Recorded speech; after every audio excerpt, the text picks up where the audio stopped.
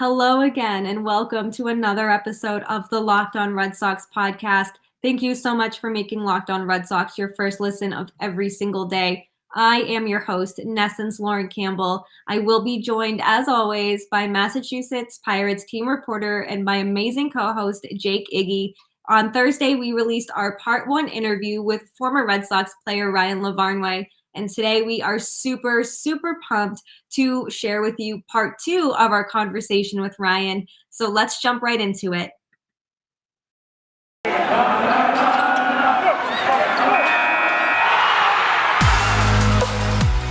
You are Locked On Red Sox, your daily Boston Red Sox podcast. Part of the Locked On Podcast Network, your team every day.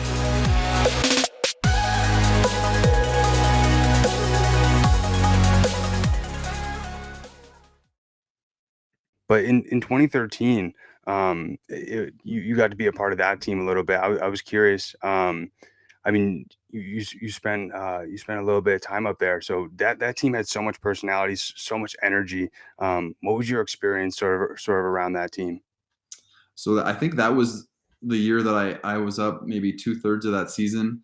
I played a lot. We had just a great group of guys. And I think the thing that stands out to me about that team was the leadership, the player leadership. The first conversation I remember having in spring training that year was with Johnny Gomes. And he was a new free agent signing. And I said, "Hey, nice to meet you. How you doing?" And he didn't say, "I'm doing good," or anything like that. He said, "I'm fucking great. I'm one day closer to the World Series parade that we're going to win."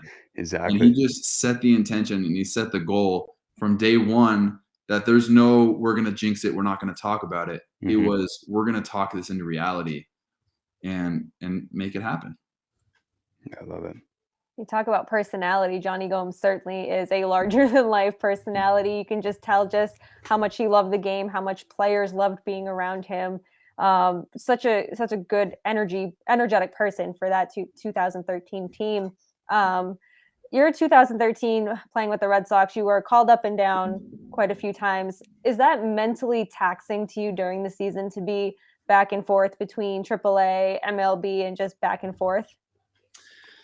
I think it definitely takes some getting used to. And at this point, I've gotten more used to it since I think I've been sent down, traded, or released 23 times now, 10 years later. But the thing about that team was Salty was the guy. Salty was the everyday catcher. And then David Ross, was the team leader and filled in and then took over in the playoffs. But when I was up and when I got the opportunity, I needed to step in and do my thing. And I think I hit 299 that year, which at one point I played eight starts against Cy Young winners in a row. So wow. I ended up only getting the tough opponent pitching. But again, I had a conversation with Dustin Pedroia at one point where, I was doing good and he might have been in a small slump at the time, which he never did. So must have been brief. But he said, "Hey, do your thing. Me and David are going to win these games. You just do your thing." And he was such a good leader that he took that on his back and he took that on his shoulders and didn't make anyone else feel the pressure because him and David were going to win the game. So that was pretty cool. Yeah, that's awesome. As you can see, I got a picture of him right here. He was a role model of mine all throughout growing up, and I think that's kind of funny that he said that because I don't know if you've heard this little tidbit, but David Ortiz didn't know Dustin Pedroia's name for like 3 or 4 years playing with him. He thought his name was Pee Wee. Yeah, well, David didn't know anybody's name. That's why we call him Big Poppy because he just calls everyone else Poppy. That's hilarious. But so like as you mentioned, you spent a good amount of time in AAA with the Pawtucket Red Sox, and one of the fans from Twitter, Brian Palm, he said, ask him what it was like hitting balls that haven't landed yet at McCoy Stadium. He said Ryan was so nice to the staff and fans there. Great Paw Sox player, but even a better person. I thought you'd like to hear that. Oh no, I appreciate that. Thank you. I loved Pawtucket. I still love Pawtucket. That's where me and my wife really built our relationship in the city, and she used to work at bakeries there. Great town, great people there, and I have nothing but love for that. Love it. That's so exciting to hear. I just feel like with the Paw Sox now being in Worcester, it's so much more accessible for someone like me who's closer to Worcester. And now it's to hear good things about Pawtucket. I just feel like it's few and far between. It's like Pawtucket, I feel like the Paw Sox was all Pawtucket had. So it's always nice to hear that, especially you and your wife kind of built you said your story kind of was there, and your relationship and your love grew there. So that's always a plus for me to hear stuff like that. We hope you are enjoying our conversation with Ryan Lavarnway. We will dive into much more with him in our second segment of Locked On Red Sox. Thank you once again for making Locked On Red Sox your first listen of every single day. But first, I need to tell you about Built Bar. By now, you probably know it's not an episode of Locked On Red Sox if I am not talking to you about Built Bar. It's the holiday season, so grab the protein bar that tastes like a candy bar, or even better than a candy bar. Built Bar is filled with so much holiday goodness, rich with decadent flavor. It's covered in chocolate. You honestly get the best of both worlds with it being delicious and healthy.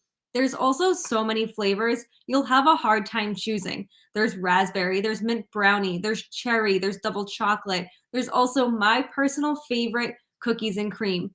Built Bar gives you that extra fuel you need to bust down those mall doors and battle those holiday shoppers. If you're like me, you are finishing your Christmas shopping today, so make sure to grab a Built Bar. That's exactly what I'm going to do. And because it's the season of peace and love, do not bring up your favorite Built Bar flavor at family parties. People are so passionate about their favorite flavor, they'll fight you for it. But what's a holiday family gathering without a little drama, right? And if you're friends with Santa, tell him to throw a few Built Bars in those stockings. With so many flavors, they'll make anyone's Christmas morning a happy one. And we have an offer for you. Go to built.com, use promo code LOCKED15 and get 15% off your order. Use promo code LOCKED15 for 15% off at built.com. And shifting back to the Red Sox, you mentioned Pedroia, Ortiz. Who were they some of your favorite teammates that you played with? I mean, you played with a lot of good people during your time with Boston. Favorite two teammates was more so because we played in AAA together and came up. I would say Brock Holt and Jackie Bradley Jr. Two awesome dudes. Explain a little bit some of your experience with Brock Holt, because that was a guy who always had so much energy. I'll never forget in 2013. I think he encapsulated the energy during those playoffs so well, not only because he hit the cycle, but he just always seemed to just have so much energy and so much passion when he played the game. He came over from the Pirates, and I think he was somehow undervalued in that organization. I don't know how they missed him. But when they started asking him, like, hey, can you play other positions? And he's like, yeah, whatever you need. Get me in the lineup.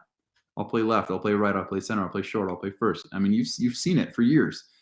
And that is so hard to do, to be even competent at multiple positions, Right. not to mention an above average defender, and then have positive at bats the way he does when you're just throwing him all over the field. So that is such a special skill set that he's able to do and excel at and be an all-star at. It's very impressive. Did you see he got to pitch? I think it was this past year. I think he was throwing like 45 miles per hour, Yeah. but everybody on Twitter was like, give this guy a Cy Young award. Yeah, of course.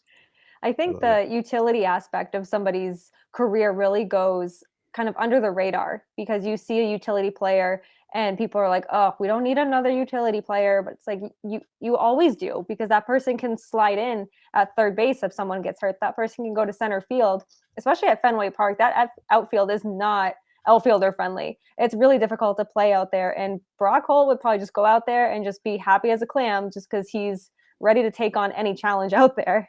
Yeah, what he does and what he brings to a team is so much more valuable than anyone will ever get it credit for.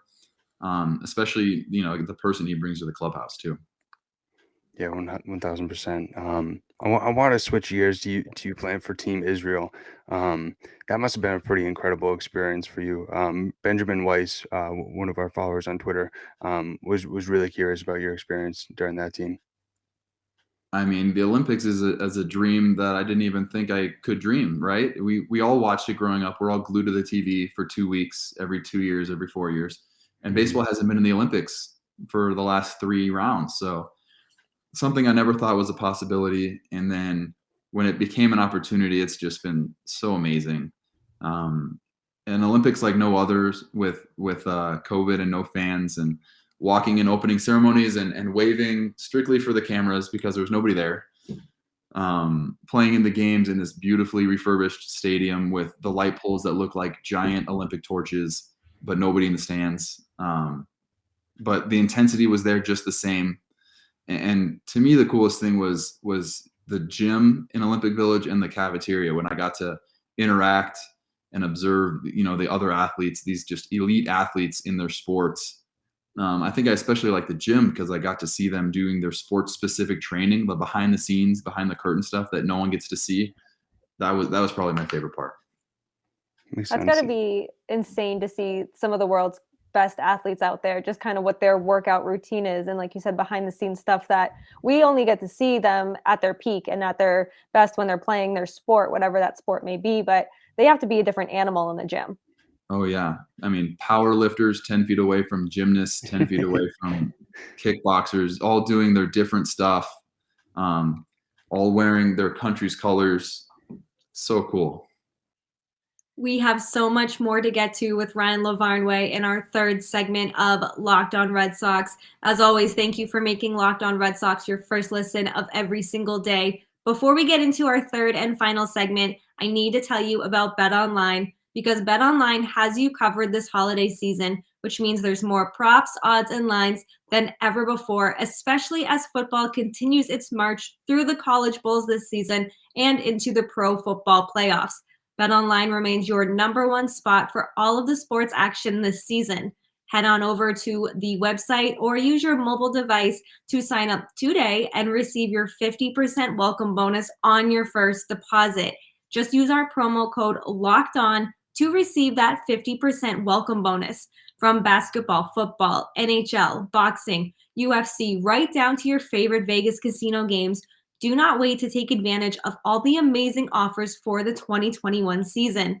BetOnline is the fastest and the easiest way to bet on all of your favorite sports. And as someone who is a brand new bettor, I can very much confirm that BetOnline makes it super, super easy. It's BetOnline where the game starts. You also had the opportunity as well in 2017 to represent Team Israel in the World Baseball Classic. How incredible was it for you to be named the World Baseball Classic MVP after the first round, especially representing Israel? So that was that really reinvigorated my love for the game. After 2016, you talk about how you saw me in New Hampshire, but New Hampshire was a send down for me. That was back to AA after 5 seasons with Major League time. So getting to play in international baseball in that World Baseball Classic tournament and to play well, it really again, it's just reinvigorated my love for the game, because in these international competitions, it's win or go home. There's no contract that you're playing for. It's not not playing for a call up or an endorsement deal. It's pure competition. The only thing I can compare the intensity to is Major League playoffs. So it's playoff baseball during spring training on an international stage, and it was just so much fun. One of our Twitter followers, Corey Wilk, he wants to know, in representing Team Israel in the Olympics, the World Baseball Classic, how does it feel for you to be a role model for Jewish kids who play baseball and want to play baseball? I take the responsibility very seriously, and I think playing for Team Israel has helped me find my own Jewish identity and my own place in the Jewish community, because growing up, religion wasn't a big part of our lives. And I was talking to our physical trainer on Team Israel, and he's an Orthodox man that works out of Baltimore. And the way he explained it to me as, international, or Israel is a country that has a lot of debate over it, and that some people still don't have a lot of respect for. But when we can play on an international stage in a baseball tournament, even though it's just baseball, what happens before every baseball game is you have the flags hanging in the stadium and you play the national anthems. Right. And getting to see the Israel flag hang at the same height as all the other countries, and the fact that we earned our way there fair and square, that nobody can deny its existence. Nobody can say that Israel is less than, or Jewish baseball players are less than. It means a lot, and that's what it means to me.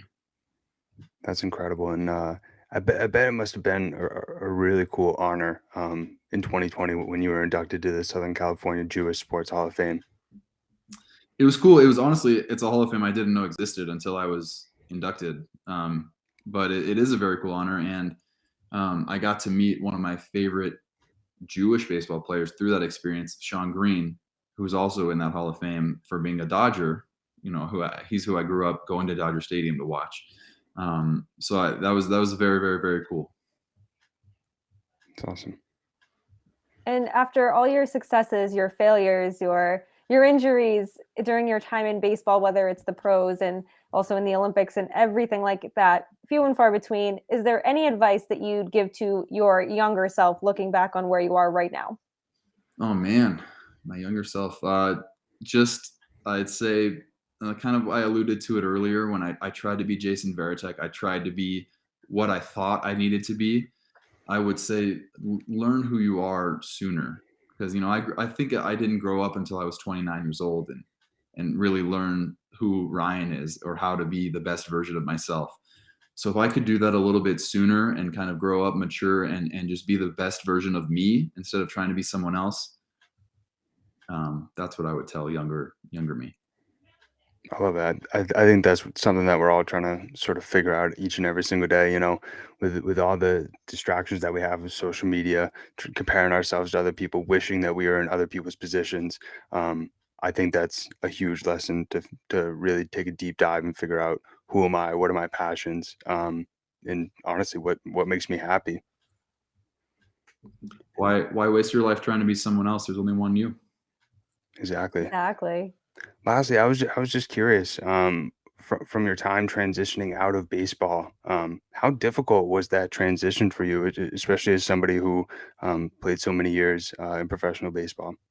Well, I'm hoping that I haven't made that transition yet. I played this past year for Cleveland. I got, back up to the big leagues again. So whenever we can figure out this lockout situation, I'm a free agent. I'm available. If you know anyone, put in a word for me, would you?